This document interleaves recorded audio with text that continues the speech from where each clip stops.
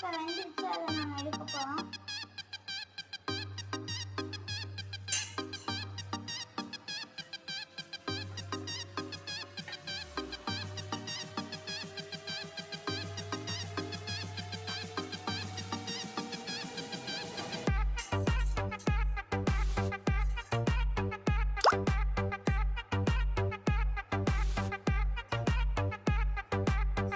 ஜீரகம் வந்து ஊற்ற போகிறோம்.